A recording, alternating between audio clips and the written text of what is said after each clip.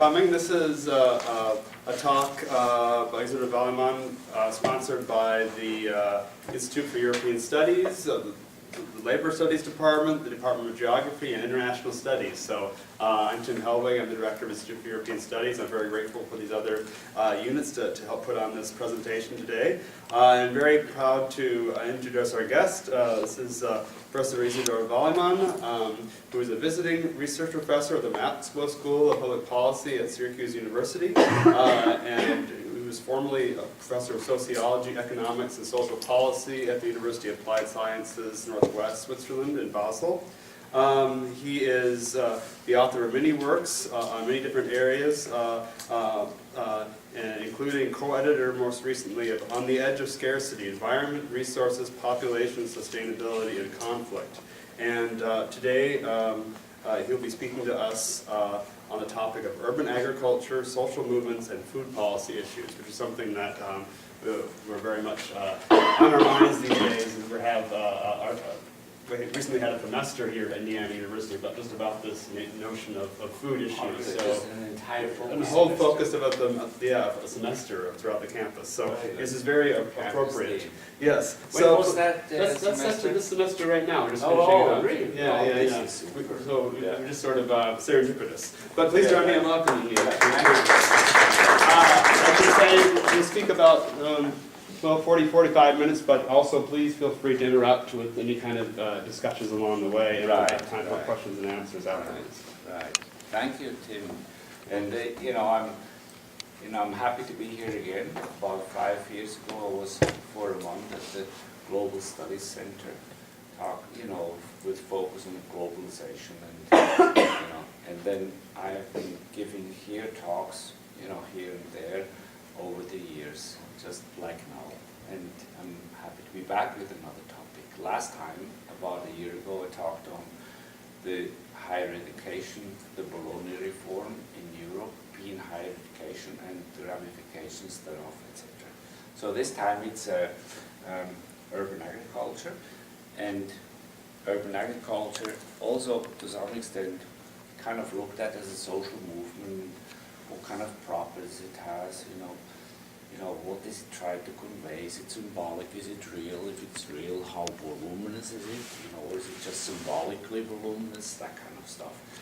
And then I'll make some comparisons between European settings of urban agriculture versus the US settings of urban agriculture, and then food systems also, and how we have to maybe rethink food systems, but also how urban agriculture as a movement and practice tries to kind of argue for different food systems. So,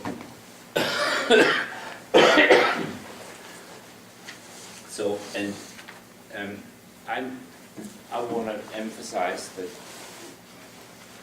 urban agriculture is probably the right term to use as opposed to urban gardening or neighborhood gardens or whatever, because urban agriculture carries with it an entire change in agriculture, namely that agriculture is possible in urban spaces where 80% of the people live. And furthermore, agriculture is more than horticulture, which includes just flowers, vegetables, fruits, and maybe herbs, but no animal proteins. And pertaining to animal proteins, you may be a vegan or vegetarian and emphasize or de-emphasize the importance of animal proteins. But in agricultural systems, it may not be as dichotomous as vegan versus non-vegan. There may be much more of a mixture, and also for ecological and sustainability reasons of various kinds. Therefore, I like to talk, and in Basel we like to talk about urban agriculture as opposed to urban horticulture, or variants thereof in terms of names. Urban agriculture then is also important as a terminology because we want urban spaces to cooperate directly with agriculture around it. How can you talk about urban gardening if you then have an agricultural policy in the back of your mind that needs to be changed? So the CSA movement, for instance, community-supported agriculture, is very much an urban attempt to recombine what the country does with what the city needs, or with what the city does and the country needs. It's that kind of terminology which carries a lot of political thrust, and therefore I think it's very important to talk about urban agriculture as opposed to neighborhood gardens, community gardens, handicapped gardens, elderly gardens, stigma gardens. Ultimately, very many kind of terminological choices that we use, particularly when you say gardening is useful to such groups, end up being gardening as an activity for marginalized populations that are also stigmatized populations. That's why I prefer also, and we prefer urban agriculture, even though stigmatized groups may be actors in it, to destigmatize their status. While if you say we have an urban elderly garden, or a handicapped garden, or an unemployed garden, or a welfare garden, you're essentially doubling up on the stigma that's already given, and you just add gardening as a kind of an activity. Now, horticulture, of course, as it's being taught in various universities, has horticulture as a therapy approach, and I don't see any horticultural therapy approaches, much anyway, in terms of urban agriculture or urban gardening. So maybe we have to leave room also for therapy approaches, which may imply populations that are not stigmatized or not as much stigmatized as, for instance, handicapped people. Now, in terms of, the volume of media coverage and the volume of production, you could say that urban agriculture is blown up. In terms of the production and output, it doesn't deserve that much media coverage. So my question is, why would you have so much coverage? One way to think about it is because through urban agriculture, lots of symbols are being displaced or displayed that produce dissonance. Dissonance, for instance, nobody in urban spaces has for a long time thought about agriculture being an urban activity, because agriculture was an activity outside the urban spaces. Furthermore, you have the status ranking, urbanites look down on agricultural populations historically, and suddenly they are interested in agriculture in urban spaces. So then you have the dissonance that urban grounds are concrete, paved over, high rises, no land. Why would you want to do agriculture in a territory of no land? Well, urban agriculture says, wait a minute, you got to rethink about all that stuff. And you got to really think where you could grow food, produce nutrition in an urban space that we have forgotten that you could do. Land that is out of commission, nobody's interested.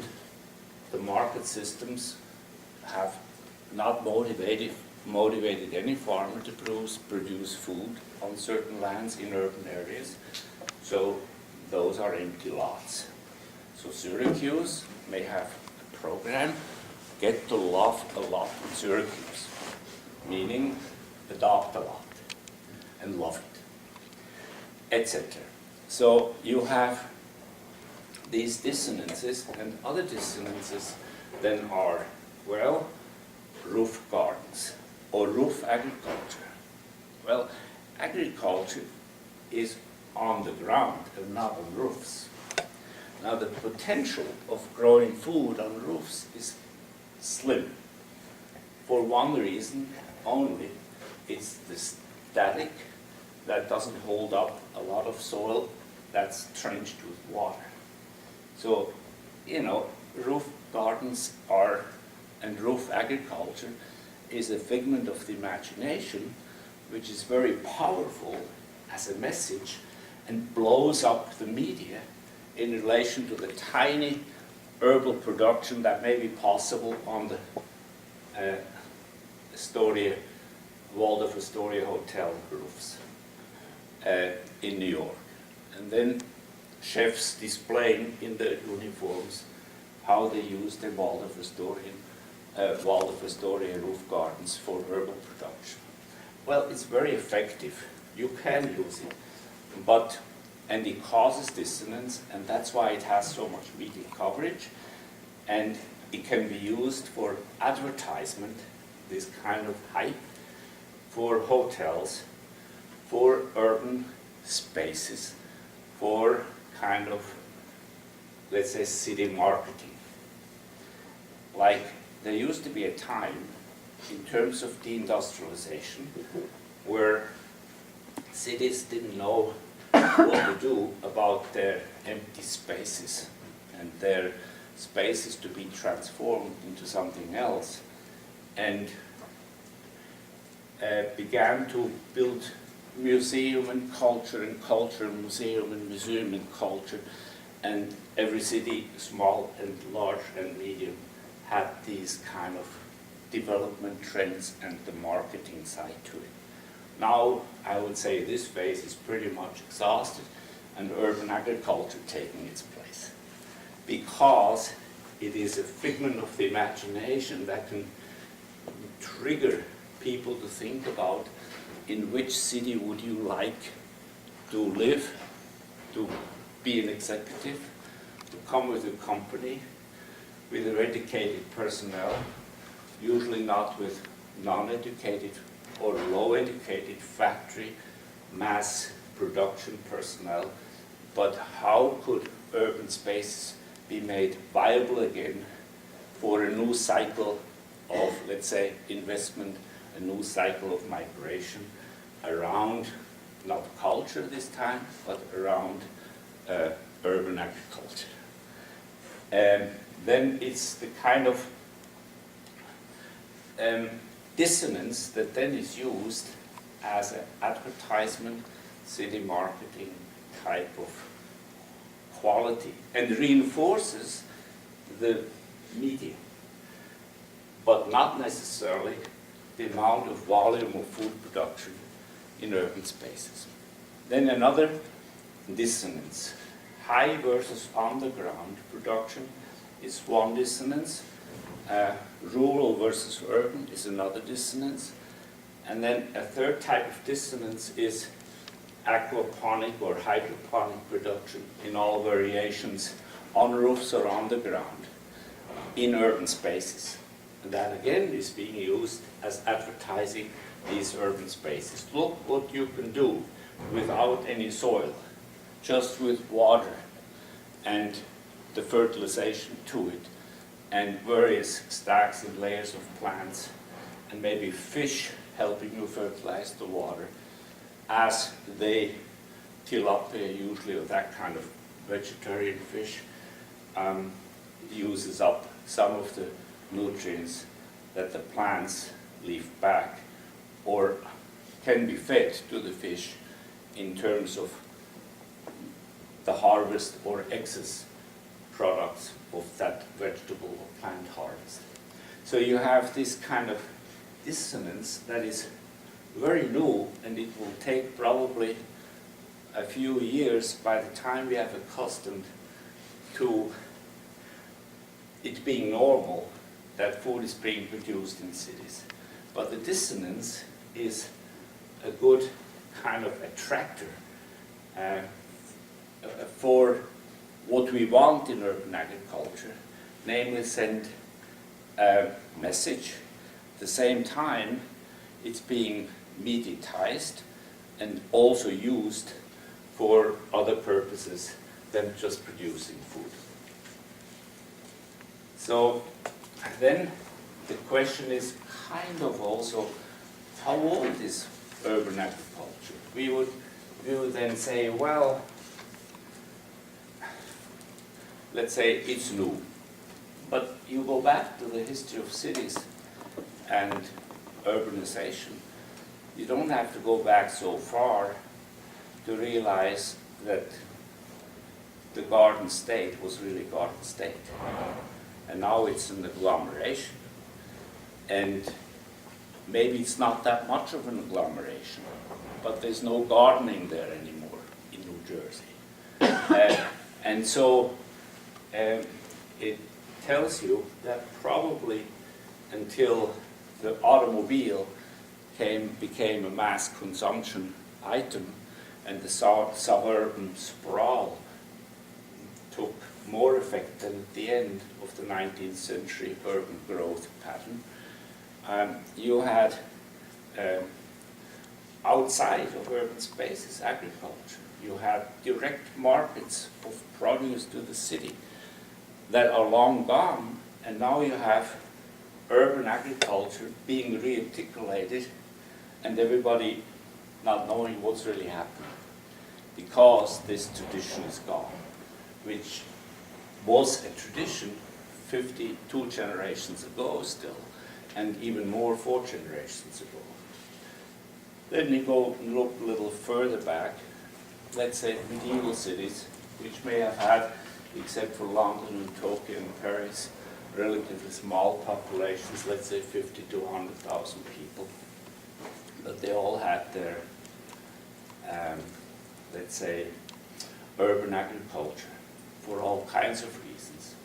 First, for daily kind of supply of food, for resilience in times of crisis, or as a war and defensive strategy to wall yourself out or up against an opponent.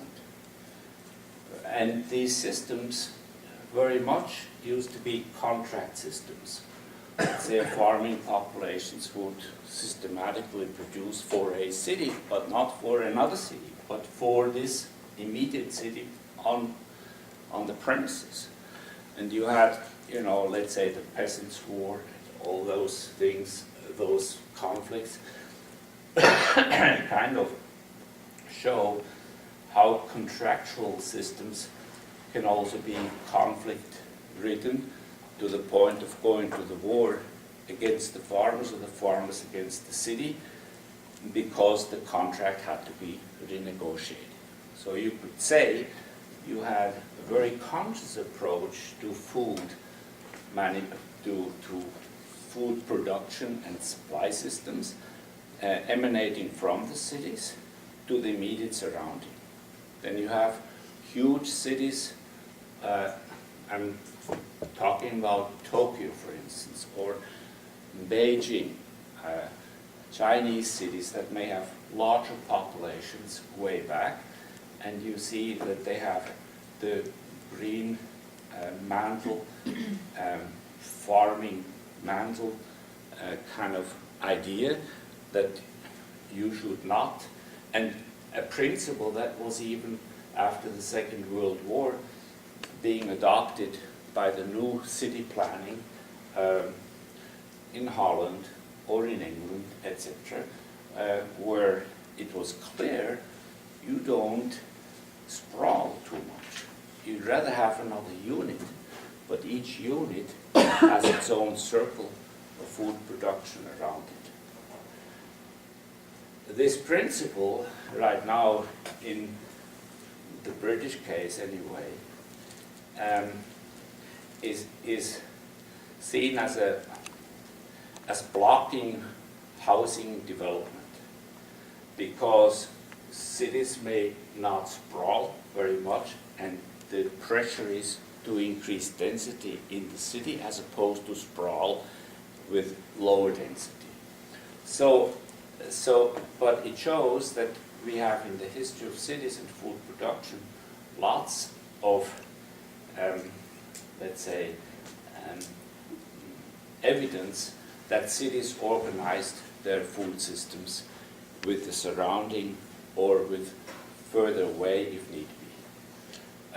Then you look into the arts and you see, for instance, depictions of paradise in the Renaissance, and a phase where artistic painting, particularly tapestry production, was very intense, and paradise still being an ocean and the secularization process not being very advanced, you see paradise depictions with food production, and you see also paradise depictions without food production. So you have paradise gardens as luscious, free time, leisure gardens, and paradise gardens as how good it is to be in a city with such and such gardens that provide you with the food that leads to all kinds of quality of life you wouldn't have otherwise. So you see how in the history of urban life, food has been much more an element and contracted with producers than we now remember. So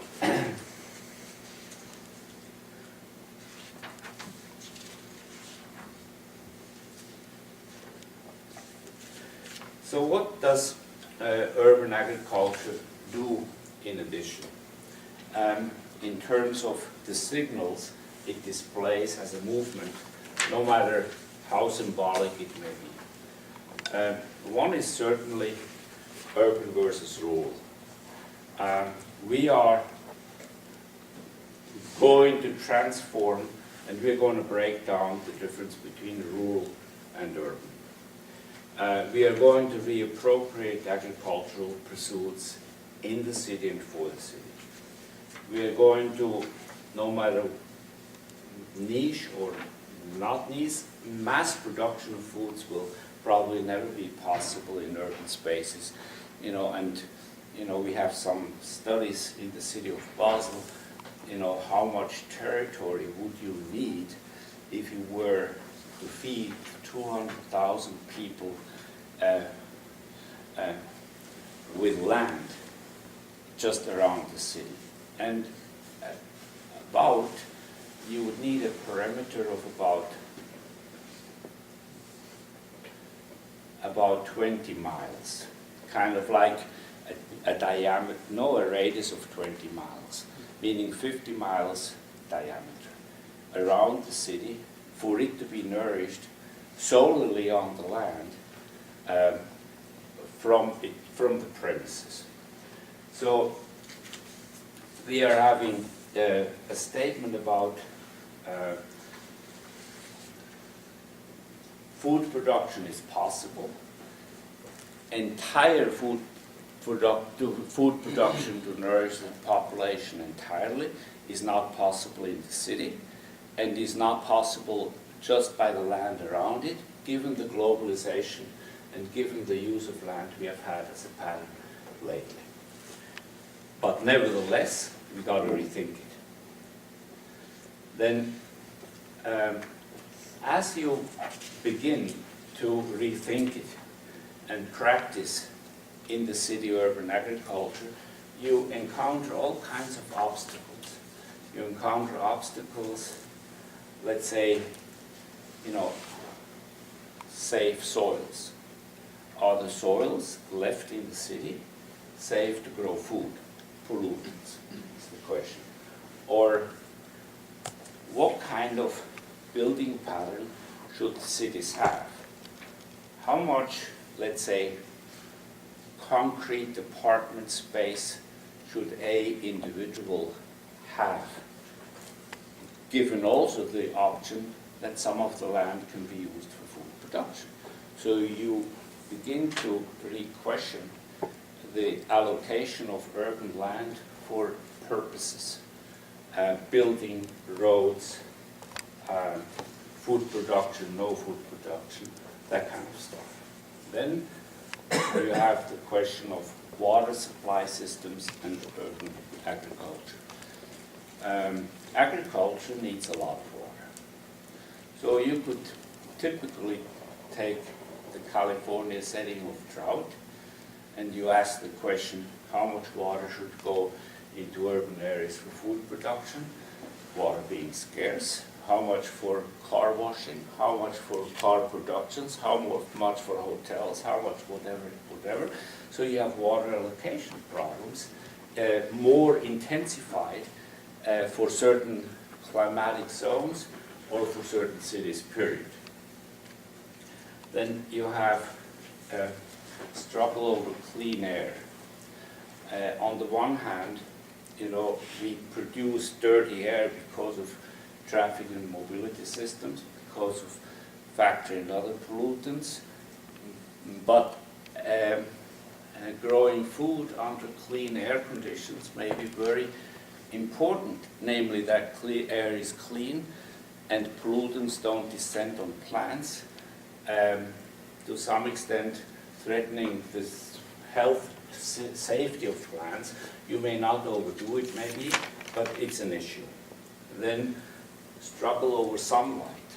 Suddenly, if you want to grow food in cities, the question is, how much sunlight do you have? Now, we emphasize that food can be grown in dark spaces. For instance, mushrooms in underground parking. Here, let's say in Bloomington, you have above ground parking.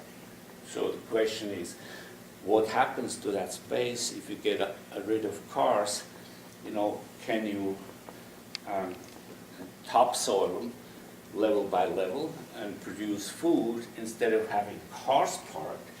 But we ask the same question in Europe, where parking garages tend to be increasingly underground because surface ground is so expensive, and you think away cars, what would you do with the space?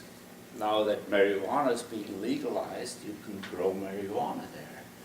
And you can use mushrooms, you can use Belgium endives, or endives as a vegetable. So there's lots of possibilities that we have triggered in our imagination to make food production in urban spaces a reality. But you get into conflicts, contested terrains, cars versus non-cars, high-rises versus non-high-rises, and the sunlight being part of high-rise. For instance, Basel historically has about 5 or 6 stories high buildings. Now, with populations growing again and moving from 180,000 to 200,000 in the last 20 years, or 170 to 200 in the last 20 years, plus, let's say, expansion in terms of research and management for Roche, for Syngenta, for Novartis, the huge corporations that are multinationals, space is becoming dear. And you need to, and the quest for high rises above 6 or 5 stories to 20, 30, 40, 50 stories, the American style, is great. Well, so plans crop up for high rises in neighborhoods, of course, 4 or 5 stories, 6 stories high, and the people say, what does that do to our sunlight? Who is getting the shade? do we need this building? And suddenly we begin to fight about sunlight. Sunlight may be a quality of apartment living as it shines or doesn't shine into other apartments. But in the Basel context, it was clearly, does my garden or the backyard have sun?